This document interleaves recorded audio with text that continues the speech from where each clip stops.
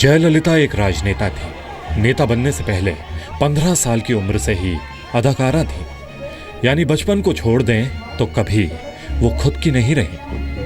उनकी जिंदगी में पब्लिक थी, पब्लिक उनकी जिंदगी थी। लेकिन क्या कहीं वो अकेली भी थी? जरूर रही होंगी।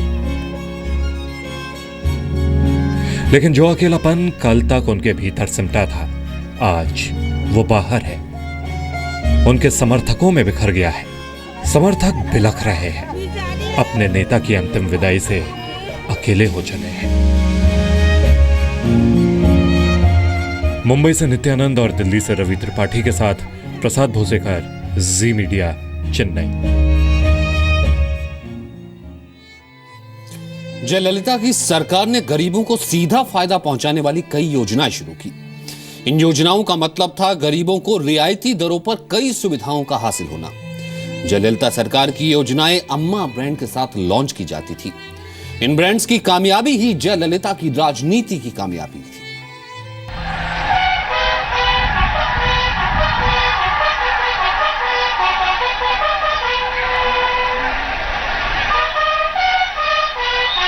These are the final rites now happening of the beloved Amma, somebody who will always state honors being accorded to the late Tamil Nadu Chief Minister J. Jayalalitha, who died, who passed away late last night at 11:30 late last night at the Apollo Hospital. एक श्रद्धांजलि है। So she had suffered a massive cardiac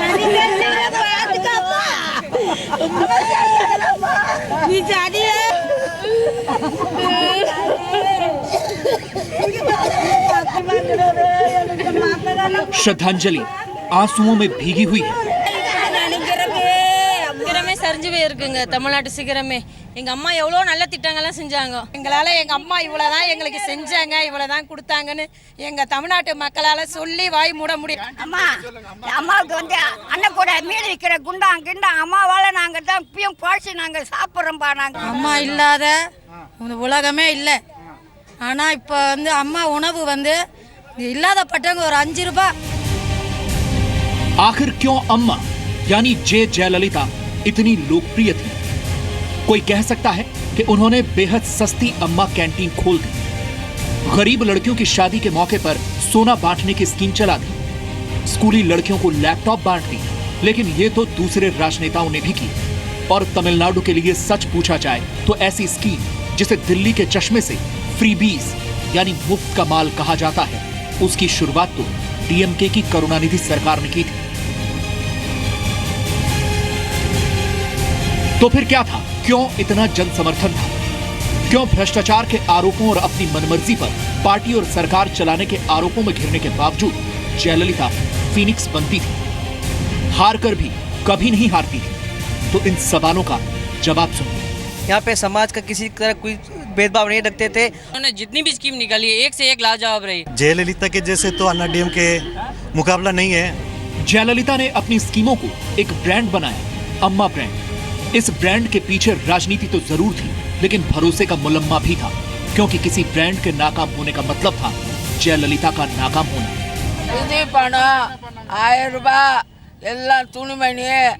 அந்த அம்மா இருக்கிற தொட்டு அம்மாவுக்கு அழகம் அம்மா இறந்து தமிழகமே கொந்தளிக்குது। रेशन दुकान में सब कुछ चावल 20 किलो चावल फ्री में मिल रहा है। और दूसरा दाल, अरहर की दाल मार्केट में 110 रुपये के भेज रहा है, वहाँ 30 रुपये मिल रहा है। उरहर की दाल 30 रुपये का मिल रहा है।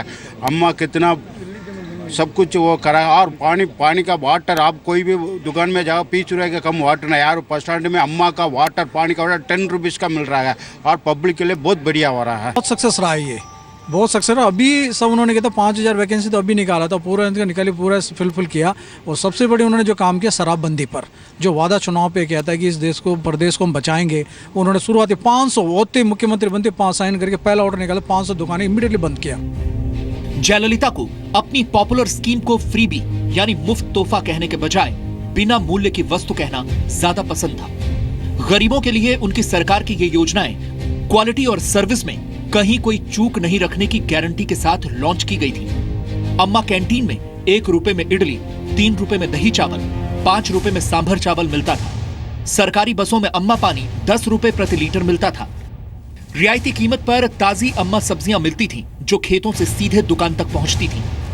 गरीबों के लिए कम दाम में अम्मा नमक मौजूद है।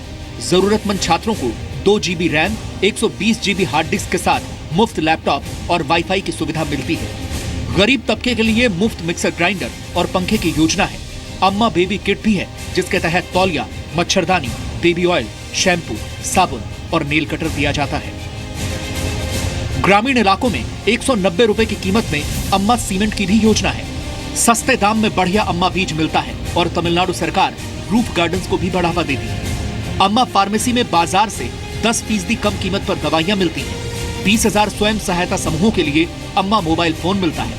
अम्मा कॉल सेंटर भी है, जो सभी तरह की सुविधाओं के समाधान का सेंटर है। टैक्स, प्रमाण पत्र, सर्टिफिकेट से जुड़ी समस्याएं वहां सुलझाई जाती हैं। अम्मा सिनेमा का भी इंतजाम है, जहां 25 रुपए से भी कम टिकट पर फिल्में दिखाई जाती हैं। 7 शहरों में एयर कंडीशन सिनेमा हॉल है। सवाल ये नहीं कि गरीबों की मदद के इस अम्मा मॉडल को सर्वश्रेष्ठ कहा जा सकता है या फिर इसे दूसरे राज्यों में लागू किया जाना चाहिए, या फिर जयललिता के न रहने पर ये योजनाएं तमिलनाडु में भी अच्छे से चल पाएंगी या नहीं।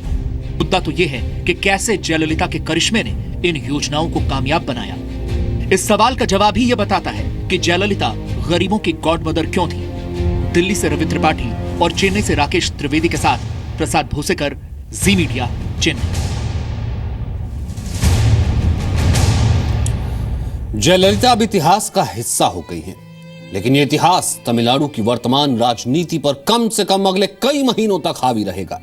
जाहिर है, किसी ऐसी शख्सियत की विदाई होती है तो सब कुछ ठहरा हुआ दिखाई देता है। आज तमिलनाडु की तस्वीर ऐसी थी, stand still. He will be for another 20 years in Tamil Nadu politics. Like MGR's legacy was there in 30 years in Tamil Nadu politics. Even today, the MGR songs in cinema are murmured by everyone while they are taking bath, while they are driving, while they are reading, like that. So deep it has gone into the minds of Tamilians. Therefore, Jayalalitha's film, which made her to convert that film viewers base as a voters base, will still be intact. Those who are now 20, 25, after 30 years, once they become 50 years, till then, Jayalalitha legacy will continue in Tamil Nadu politics. You cannot ignore Jayalalitha from Tamil Nadu politics. Was an iron lady of the present times. Her demise is a big gap for the women empowerment. Many do not know that she speaks very good Hindi, and she was a very good attraction for that. Sardar Khushwant Singh, when he was writing a column in Hindustan Times, said that the God's beauty queen sits next to me, like that. She described Jayalalitha as a beauty queen. Therefore, there are certain multifaceted aspects.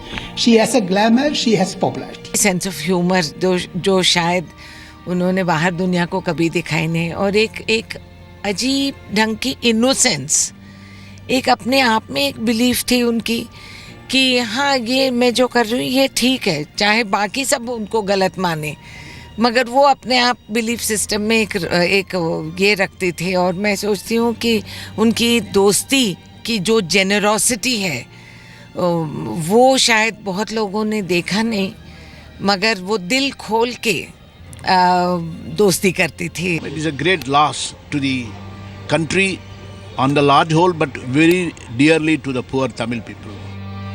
अम्मा बगैर अधूरा तमिलनाडु। अधूरे तमिलनाडु को देखना हो तो उनकी मौत के बाद ठहर गए राज्य को कोई देखे और महसूस करे। वो अच्छा आदमी था, बहुत बराबर आदमी था, कोई प्रोग्राम नहीं होता था। अम्मा बिना अधूरा तमिलनाडु। क्या असल दुनिया, क्या सोशल मीडिया की दुनिया। हर जगह एक खालीपन, एक शोक।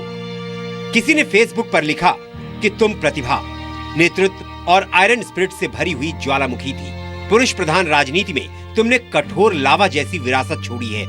लाखों लोगों के लिए तुम प्रेरणा का स्रोत बनी रहोगी।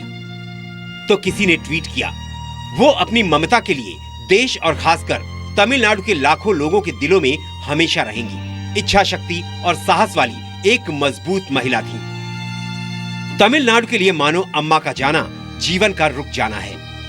कम से कम फिलहाल तो यही माहौल है। मंगलवार की सुबह चेन्नई की लगभग हर गली में दुकानें बंद थीं। जैसे खुद आम लोगों ने बंद बुला लिया हो। कोयम्बटूर की भी सारी दुकानें, व्यावसायिक प्रतिष्ठान, टूरिस्ट स्पॉट बंद रहे। तिरुपुर और नीलगिरी जिलों में भी सब कुछ ठप था। मंदिरों का शहर मदुरई भी खामोश था। वहां भी न ऑटो चले, न बस और रिक्शा। तूतीकोरन, रामेश्वरम, कन्याकुमारी में मछुआरों की कॉलोनी में भी सन्नाटा रहा। कोई काम पर नहीं निकला। केरल और कर्नाटक से भी बसें तमिलनाडु के सरहदी जिलों में नहीं चली। तमिलनाडु कल फिर दौड़ेगा, लेकिन दिल में टीस लिए, और मुस्कुराहट आएगी तो उसमें अम्मा का जिक्र जरूर होगा। राकेश त्रिवेदी के साथ प्रसाद भूसेकर, जी मीडिया, चेन्नई। जयललिता का कोई समर्थक हो या ना हो, लेकिन उन्हें दक्षिण की क्रांति कहने में किसी को गुरेज नहीं होना चाहिए, क्योंकि उनके करिश्मे से एक युग बना है। उन्होंने चुनौतियों को हराया है। उनकी जिंदगी उनकी शर्तों पर रही तो अंतिम विदाई भी जैसे उनकी मुरादों को ठुकरा न सकी। वह चेन्नई के मरीना बीच पर दफनाई गई तो अपने पसंदीदा हरे रंग की साड़ी में, जिसकी किनारी लाल रंग की थी। 2016 में जब जयललिता ने छठी बार मुख्यमंत्री पद की शपथ ली थी तो वो हरे रंग की साड़ी में ही थी। उनकी आखिरी विदाई के मौके पर वो हरे रंग वाला पेन और हरे स्टोन वाला रिंग भी मौजूद था, जिसमें उन्होंने मुख्यमंत्री बनने के बाद हस्ताक्षर किए थे। 2 टन फूलों के बीच हमेशा हमेशा के लिए सो गई जयललिता अब कभी नहीं मिलेगी, लेकिन उन्हें तो भुलाया जा नहीं सकेगा, हमेशा हमेशा के लिए।